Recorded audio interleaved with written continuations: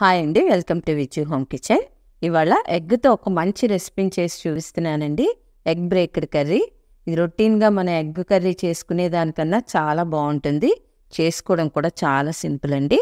ఇప్పుడు దీన్ని ఎలా తయారు చేసుకోవాలో చూపిస్తాను.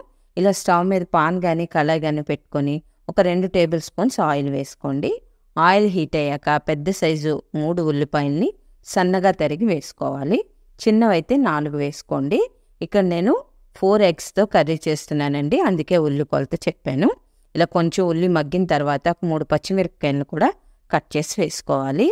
ఈ ఉల్లి ఎర్రగా వచ్చేంత వరకు వేయించుకోవాలండి.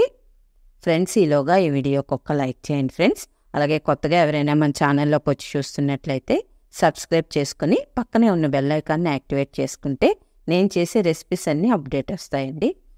ఉల్లి వేగిన తర్వాత 1 టీ స్పూన్ అల్లం వెల్లుల్లి పేస్ట్ వేసుకుని 1 నిమిషం పాటు వేయించుకోండి. చక్కగా ఇలా వేగిన తర్వాత చిన్న సైజు ఒక 2 టమాటాలని ఇలా ప్యూరీలా చేసి వేసుకోవాలి. ఇది కూడా ఆయిల్లో పచ్చివాసన లేకుండా వేయించుకోవాలండి.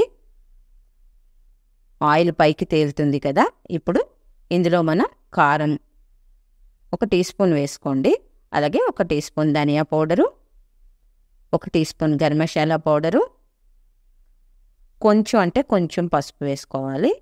అలాగే రుచికి సరిపడా సాల్ట్ని కూడా వేసుకుని బాగా మిక్స్ చేసుకోండి. ఫ్రెండ్స్, మన ఛానల్లో ఎగ్తో అయితే చాలా కర్రీస్ ఉన్నాయండి. అలాగే చికెన్ స్టార్టర్స్ కూడా చాలా ఉన్నాయి, ఒకసారి వాచ్ చేయండి ఫ్రెండ్స్.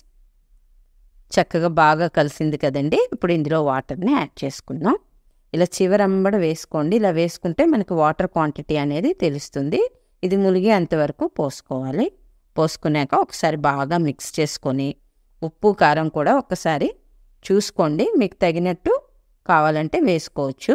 ఇప్పుడు మూత పెట్టేసి ఒక 3 నిమిషాలు ఇగురంతా దగ్గరగా అయ్యాక మూత తీసేసి ఇలా ఎగ్ బ్రేక్ చేసి వేసుకోండి. ఎగ్కి కొంచెం గ్యాప్ ఉండేటట్టు చూసుకోవాలి.